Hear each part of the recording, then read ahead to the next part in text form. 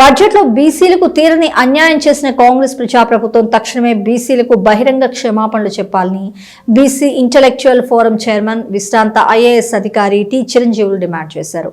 లేని పక్షంలో రాష్ట్ర వ్యాప్తంగా బీసీలను చైతన్యవంతం చేసి వచ్చే అసెంబ్లీ ఎన్నికల్లో తగిన గుణపాఠం చెప్తామని హెచ్చరించారు. బషీర్బాగ్ దేశోద్ధారక భవన్లో రాష్ట్ర బడ్జెట్లో బీసీలకు తీవ్ర అన్యాయంపై జరిగిన సదస్సుకు ఎస్ దుర్గయ్య గౌడ్ అధ్యక్షతన జరిగింది. ముఖ్య అతిథిగా చిరంజీవులు పాల్గొని మాట్లాడారు. ఎస్సీ ఎస్టీలకు ఇస్తున్న మాదిరిగానే మరి బీసీలకు కూడా బీసీ సప్లాన్ ఏర్పాటు చేయాలని డిమాండ్ చేశారు. ఈ బడ్జెట్లో ఇప్పటికైనా బీసీలకు 50,000 కోట్లు కేటాయించాలని కోరారు. రాష్ట్ర జనాభాలో సగానికి పైగా బీసీలు ఉన్నారని, వారు అన్ని రకాల పన్నులు చెల్లిస్తున్నప్పటికీ అభివృద్ధిలో మాత్రం ప్రభుత్వం మొండి చేయి చూపించిందని విమర్శించారు. BC political front chairman Balagoni Balaraj Goud, కన్వీనర్లు ఎలికెట్టె విజయ్ కుమార్, ఐలు వెంకన్న గౌడ్లు మాట్లాడుతూ బీసీలు ప్రభుత్వం చిన్నచూపు చూస్తుందని ఆగ్రహం వ్యక్తం చేశారు. తెలంగాణ ఏర్పడిన తర్వాత బీఆర్ఎస్ కాంగ్రెస్ ప్రభుత్వాలు బడ్జెట్లో చాలా తక్కువ నిధులు కేటాయించాయని మండిపడ్డారు. ఆ నిధులు కూడా పూర్తి స్థాయిలో ఖర్చు పెట్టకుండా బీసీలకు తీవ్ర అన్యాయం చేశాయని ధ్వజమెత్తారు. ఈ సదస్సులో బీసీ నేతలు అంబాల నారాయణ, శ్రీకాంత్, కైలాష్ యాదవ్, ఎర్రమల వెంకన్న, నేతగోలి యాదగిరి తదితరులు పాల్గొన్నారు.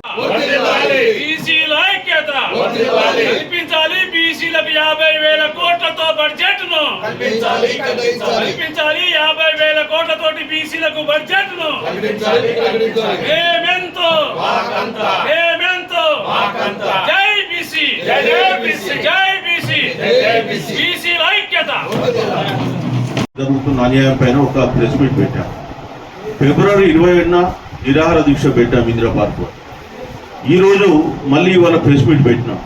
కనీసం మేము చేస్తున్నటువంటి ధర్నాలు, అదేవిధంగా మేము ఇచ్చినటువంటి రిప్రజెంటేషన్స్ రాష్ట్ర ప్రభుత్వానికి అవన్నీ కన్సిడర్ చేసి బడ్జెట్లో మాకేమన్నా న్యాయం చేస్తారని చెప్పి మేము ఆలోచిస్తే, మేము ఏమీ చెయ్యం, మీరు ఏం చేస్తే అది చేసుకోకండి, మేము మాత్రం ఇంతకంటే ఎక్కువ ఏం చేయలేమని చెప్పేసి బరిదగించి బడ్జెట్ పెట్టింది. ఈ బడ్జెట్ అంటే సమతుల్య బడ్జెట్, ఇంక్లూడ్ బడ్జెట్, అందరికీ న్యాయం చేస్తుందని చెప్పేసి ఉత్తర కుమారుడు ప్రగల్భాలు బడ్జెట్లో చెప్తున్నారు. ఎవరికి న్యాయం చేస్తుంది, ఎట్లా న్యాయం చేస్తుంది అనే విషయాన్ని మనం మాట్లాడుతున్నాం. ముఖ్యంగా తెలంగాణ రాష్ట్రం వచ్చిన తర్వాత ఈ బడ్జెట్లో బీసీలకు జరుగుతున్నటువంటి అన్యాయం పైన నేను మీకు కొంత వివరిస్తాను. తెలంగాణ రాష్ట్రం వచ్చిన తర్వాత 2 ప్రభుత్వాలు ఇక్కడ పాలించినాయి. ఒకటి బీఆర్ఎస్ ప్రభుత్వం, ఇంకోటి కాంగ్రెస్ ప్రభుత్వం. కాంగ్రెస్ ప్రభుత్వం గత 2 సంవత్సరాల 4 నెలల నుంచి ఈ రాష్ట్రంలో పాలనలో. ఇకపోతే బీఆర్ఎస్ గవర్నమెంట్ మనం చూద్దాం. మొదలు బీఆర్ఎస్ గవర్నమెంట్ 2014 నుంచి 23 వరకు 44,976 కోట్లు బీసీల కొరకు బడ్జెట్లో పెట్టింది.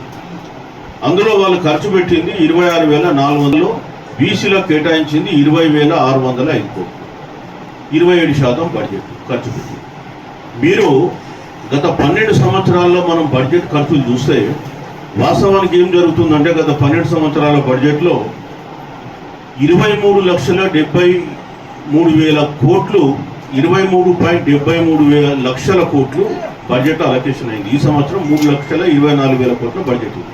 మొత్తం 12 బడ్జెట్లు కూడితే 23.73 లక్షల కోట్లు ఖర్చు పెట్టింది. 20.97 లక్షల కోట్లు అంటే బడ్జెట్లో 88.49% ఖర్చు అయింది.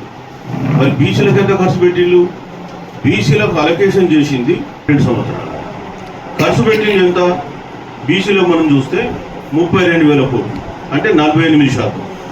అంటే బీసీలకు బడ్జెట్ 88% పెట్టింది. మరి మా సొమ్ము ఎందుకు మీరు ఖర్చు పెడతలే బీసీలకు అంటే? బీసీలు అడగరు, బీసీలకు ఇవ్వకపోయినా నడుస్తుంది. కానీ బీసీలు ఓటర్లు తప్ప మనుషులు కాదు. బీసీలను బిచ్చగాలు చేయాలి, వాళ్ళు అడుక్కొని తిని మేము చేసే ఎంగిల్ మెతుకుల మీద బతకాలి. ఇదే కదా మీ ఆలోచన. అదే విషయం అని మీకు స్పష్టంగా చెప్తాను. 4గా ఉంటే ఇదే కాంగ్రెస్ పార్టీ ఏమో 24% 5.9గా ఈ విధంగా వివక్షకు గురి చేసి మనలకు అన్ని విధాల అన్యాయం చేస్తుంది. రాజకీయంగా, సామాజికంగా, మళ్ళా ఈ కుల వృత్తులను ధ్వంసం చేస్తుంది. గీత వృత్తిలో అయితే పెన్షన్ కూడా ఇవ్వడం లేదు. 93 కోట్లు కేటాయించి పోయిన సంవత్సరము 17 కోట్లు ఖర్చు చేసింది. మళ్ళా ఈ సంవత్సరము 93 కోట్లు ఇచ్చింది బడ్జెట్లో.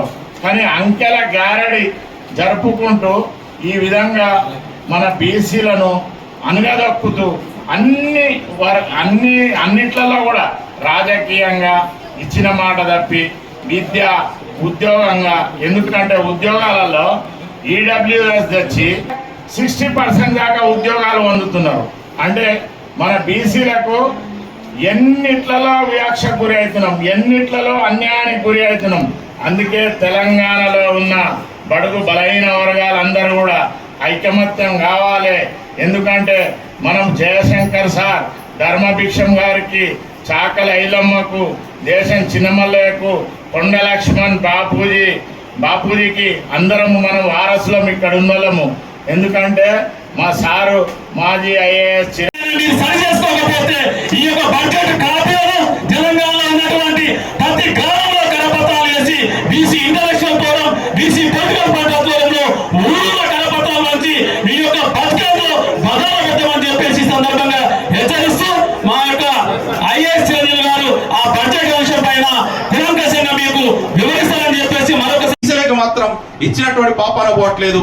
అందుకే మనం చూసాం బడ్జెట్ లో ఎంత దుర్మార్గం అంటే, ఒక బీసీ ట్రెండ్ నడుస్తూ ఉంటే, బీసీ వాదం నడుస్తూ ఉంటే, మమ్మల్ని ఆర్థికంగా, రాజకీయంగా, సామాజికంగా, మొత్తం ఆర్థికంగా కూడా మొన్న బడ్జెట్ లో అన్యాయం చేసినట్టు పరిస్థితి. 3,24 కోట్ల రూపాయలు 12 కోట్ల కేటాయిస్తావా? 12,000 కోట్ల కేటాయించిన కూడా ఖర్చు ఎంత పెడతావు అంటే ఏ 500-1000 కోట్లు ఖర్చు పెడతాం. అవి కూడా జీత భత్యాలకి, అందులో కూడా రకరకాల వేరే మళ్ళీ లోపలికి వెళ్తే చాలా విషయాలు ఉంటాయి. ఇట్లా ఇంత పెద్ద బడ్జెట్లో ఎంత కనీసం 50,000 కోట్లు కావాలని మేము అన్ని ముక్త కంఠంతో, పార్టీలకు అతీతంగా, రాజకీయాలకు అతీతంగా రాష్ట్రంలో ఉన్నటువంటి చురుకైన పాత్ర పోషిస్తున్న అన్ని బీసీ సంఘాలు డిమాండ్ చేసినాయి. కానీ దున్నపోతు మీద వాన కురిసినట్టుగానే రేవంత్ రెడ్డి సర్కార్ ఉంది. మంత్రులు ఉన్నారు, బీసీ మంత్రులు ఉన్నారు, బీసీ ఎమ్మెల్యేలు ఉన్నారు, కార్పొరేషన్ చైర్మన్లు ఉన్నారు, బీసీ ప్రజాప్రతినిధులు ఉన్నారు, ఒక్కడు కూడా మాట్లాడతలేదు. ఇక అనుకుంటారు బిడ్డలు ఏదో ఇంకా ఎంత ఉన్నది, దాదాపు ఇంకా 2.5-3 సంవత్సరాల లోపే ఉంది మీ కాలయాపన. 3.5 సంవత్సరాల తర్వాత తుప్పతంగలు పడతారు. మీరైతే బీసీలకు అన్యాయం చేసినారో ఇది తరతరాలుగా మిమ్మల్ని వెంటాడుతుంది. ఏదైతే గతంలో కేసీఆర్ అదే అన్యాయం చేసాడు, ఇప్పుడు కాంగ్రెస్ కూడా పరంపర కొనసాగిస్తా ఉన్నారు.